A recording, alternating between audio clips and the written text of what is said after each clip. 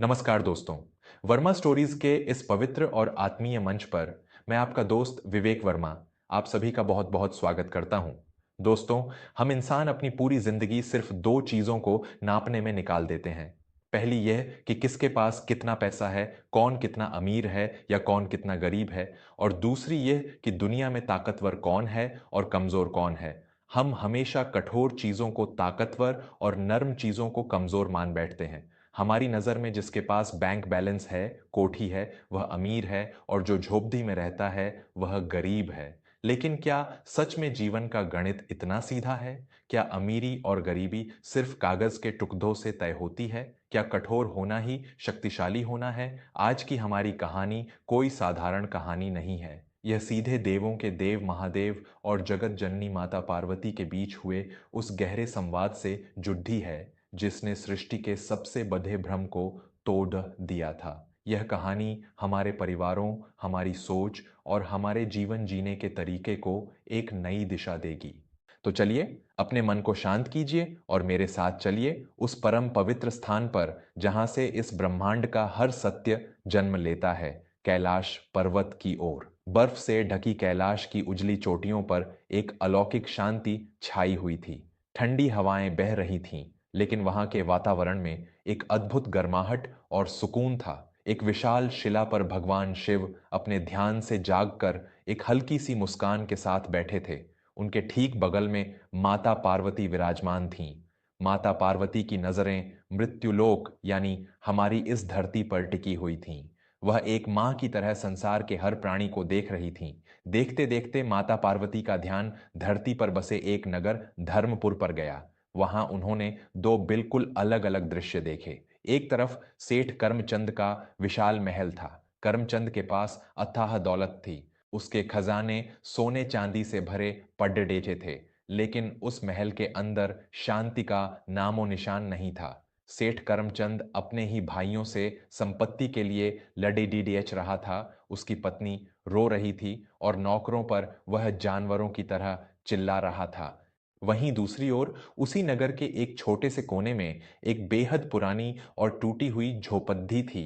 ये झोपड़ी रामदीन नाम के एक साधारण से मजदूर की थी। रामदीन के घर में अन्न के नाम पर सिर्फ थोड़े से चावल और मुट्ठी भर दाल थी। लेकिन उस टूटी छत के नीचे रामदीन, उसकी पत्नी सुभद्रा और उनके दो छोटे बच्चे एक साथ बैठकर हंसते मुस्कुराते हुए वह रूखा सूखा भोजन कर रहे थे। उनके चेहरों पर जो संतोष था वह सेठ करमचंद के महल में कहीं नहीं था। यह सब देखकर माता पार्वती के मन में कुछ गहरे सवाल उठे। उन्होंने भगवान शिव की ओर देखा और हाथ जोड़कर बोली, हे प्राणनाथ, हे त्रिलोकीनाथ, आप तो घट घट वासी हैं, सबके मन का हाल जानते हैं। मैं धरती के इस दृश्य को देखकर बहुत विस्मित हूं। मेरे मन में आज तीन ऐसे प्रश्न उठ रहे हैं जिनका उत्तर मैं आपके मुख से सुनना चाहती हूं, ताकि संसार के मनुष्यों का भी कल्याण हो सके। महादेव ने अपनी करुणा भरी दृष्टि माता पार्वती पर डाली और मुस्कुराते हुए कहा, हे प्रिय, तुम्हारे मन में जो भी शंका है निसंकोच पूछो। तुम्हारे प्रश्न ही इस संसार के लिए ज्ञान का मार्ग प्रशस्त करेंगे। माता पार्वती ने अपना पहला प्रश्न रखा, हे स्वामी, मेरा पहला प्रश्न यह है कि इस पूरे संसार में सबसे नर्म और मुलायम चीज क्या है? इंसान हमेशा नर्म चीजों को कमजोर समझता है, तो सृष्टि की सबसे नर्म चीज आखिर है क्या? महादेव की मुस्कान थोड़ी और गहरी हो गई। उन्होंने अत्यंत शांत और गंभीर स्वर में कहा, हे उमा, संसार में सबसे नर्म और मुलायम चीज न तो रेशम है, न मखमल है, न रुई है और न ही पानी। इस पूरे ब्रह्मांड में सबसे नर्म चीज है मनुष्य का हृदय और उसके मुख से निकलने वाली मीठी वाणी। शिव जी ने आगे समझाया, एक इंसान का हृदय इतना नर्म होता है कि वह दूसरों का दुख देखकर पिघल जाता है। किसी रोते हुए को देखकर आंखों से जो आंसू निकलते हैं वह उस हृदय की नरमी ही है। और मनुष्य की वाणी इतनी मुलायम हो सकती है कि वह किसी के जन्मों के घाव भर सकती है। लेकिन प्रिय, यह हृदय तभी तक नर्म रहता है जब तक इसमें प्रेम और करुणा का वास हो। जिस दिन इस हृदय में अहंकार और स्वार्थ प्रवेश कर जाते हैं, तो यही हृदय पत्थर और लोहे से भी ज्यादा कठोर हो जाता है। इंसान की मीठी वाणी से बद्धा मरहम और कठोर वाणी से बद्धा कोई हथियार इस संसार में नहीं है। माता पार्वती इस उत्तर से बहुत प्रसन्न हुई। उन्होंने फिर अपना दूसरा प्रश्न पूछा, प्रभु, आपने मेरे पहले प्रश्न का बहुत ही सुंदर उत्तर दिया। अब मेरा दूसरा प्रश्न यह है कि इस संसार में इंसान असल में गरीब और अमीर कैसे होता है? मैं देखती हूँ कि जिसके पास धन है वह रो रहा है और जिसके पास कुछ नहीं है वह सुख से सो रहा है। तो फिर अमीरी और गरीबी का सत्य क्या है? महादेव ने गहरी सांस ली और बोले, हे भवानी, मनुष्य की सबसे बद्धी भूल यही है कि वह कागज के टुकड़ों और सोने चांदी को अपनी संपत्ति मान लेता है। इंसान कभी धन से अमीर या गरीब नहीं होता। इंसान अमीर और गरीब अपनी नीयत, अपने कर्मों और अपने संतोष से होता है। महादेव ने धर्मपुर नगर की ओर इशारा करते हुए कहा, देखो उस सेठ करमचंद को, उसके पास दुनिया भर का धन है, लेकिन उसकी तृष्णा यानी लालच कभी खत्म नहीं होता। उसे हर पल और धन चाहिए। उसे चोरी हो जाने का डर सताता है। जो इंसान हर समय और मांगता रहे, जिसके मन में हमेशा कमी का एहसास हो, वह इस संसार का सबसे बद्धा भिखारी है, सबसे बद्धा गरीब है। दूसरी तरफ उस मजदूर रामदीन को देखो, उसके पास कल के लिए अन्न नहीं है, लेकिन उसकी नीयत में खोट नहीं है। उसे जो मिला है वह उसमें पूरी तरह संतुष्ट है। जो इंसान अपने आज में संतुष्ट है और ईश्वर का धन्यवाद करता है, जिसके पास परिवार का प्रेम है, असल में वही इस संसार का सबसे बड़ा अमीर और असली राजा है। माता पार्वती ने हामी भरते हुए सिर हिलाया। अब बारी थी उनके तीसरे और अंतिम प्रश्न की। हे परमेश्वर, मेरा तीसरा और अंतिम प्रश्न यह है कि जब इंसान के पास सब कुछ आ जाता है तो वह सबसे ज्यादा बोझिल क्यों महसूस करता है? इस संसार में सबसे भारी चीज, सबसे बड़ा बोझ आखिर क्या है? भगवान शिव ने तुरंत उत्तर दिया, प्रिय, संसार में सबसे बड़ा बोझ कोई विशाल पर्वत, चट्टान या लोहे का पिंड नहीं है। संसार में सबसे भारी चीज है इंसान का अहंकार और उसके द्वारा किए गए पापों का बोझ। जब इंसान अहंकार से भर जाता है तो वह इतना भारी हो जाता है कि वह अपने ही परिवार, अपने ही लोगों के सामने झुक नहीं पाता। और जो झुक नहीं पाता वह टूट जाता है। अहंकार इंसान की मति भ्रष्ट कर देता है और यही उसके पतन का सबसे बड़ा कारण बनता है। यह सब सुनकर माता पार्वती पूरी तरह से संतुष्ट तो हो गईं, लेकिन महादेव ने कहा, प्रिय, केवल शब्दों से ज्ञान पूरी तरह सिद्ध नहीं होता। आओ धरती पर चलकर इन तीनों प्रश्नों के उत्तर को साक्षात प्रमाणित करें। उसी क्षण देवों के देव महादेव और जगत जननी माता पार्वती ने एक बहुत ही वृद्ध और गरीब भिखारी जोड्डे का रूप धारण कर लिया।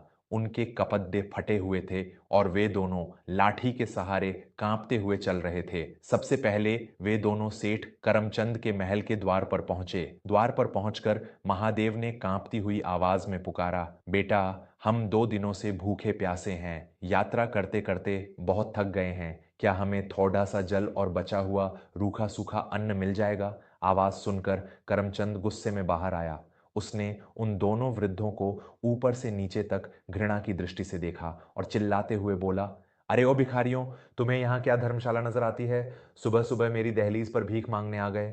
मेरे पास तुम जैसे मुफ्तखोरों के लिए कोई अन्न नहीं है। अगर सीधे से यहां से नहीं गए तो अपने पहरेदारों से धक्के मारकर बाहर फेंकवा दूंगा। करमचंद की पत्नी ने अंदर से कहा कि उन्हें थोड़ा अन्न दे देते हैं, तो करमचंद अपनी पत्नी पर भी बुरी तरह भड़क गया। ये दृश्य देखकर महादेव और पार्वती वहां से लौट आए। महादेव ने मुस्कुराकर पार्वती जी से कहा, देखा प्रिय, इसके पास अकूत धन है, लेकिन इसकी नीयत कितनी गरीब है। इसका हृदय पत्थर से भी कठोर हो चुका है और इसका अहंकार इतना भारी है कि इसे अपने अलावा कोई इंसान ही नजर नहीं आता। इसके बाद वे दोनों वृद्ध योद्धे का रूप धरे हुए रामदीन की उसी टूटी झोपड़ी के बाहर पहुंचे। महादेव ने फिर से वही आवाज लगाई, कोई है? हम बूढ़े यात्री बहुत दूर से आए हैं, बहुत भूख लगी है, क्या कुछ खाने को मिलेगा? आवाज सुनते ही रामदीन और उसकी पत्नी सुभद्रा तुरंत बाहर आए। वृद्ध योद्धे को देखकर उनकी आंखों में एक आदर और करुणा आ गई। रामदीन ने तुरंत आगे बढ़कर महादेव को सहारा दिया और सुभद्रा माता पार्वती को पकड़ दाचकर भीतर ले गई। आइए महात्मा, आइए माता जी, हमारा अहोभाग्य जो आप हमारे गरीब खाने में पधारे। आप बैठिए, मैं अभी जल लेकर आता हूं। रामदीन ने बहुत ही मीठी और नर्म वाणी में कहा।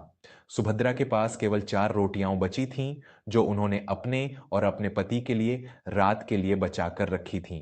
सुभद्रा ने बिना एक पल सोचे वे चारों रोटियां और थोड़ा सा गुद्ध एक साफ थाली में परोसकर उन दोनों अतिथियों के सामने रख दिया।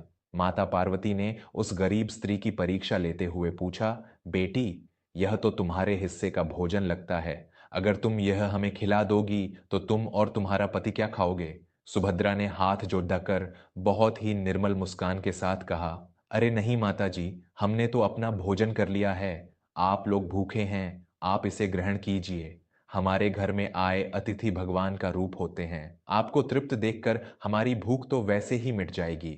यह सुनकर भगवान शिव और माता पार्वती का हृदय उस साधारण से परिवार के लिए प्रेम से भर गया।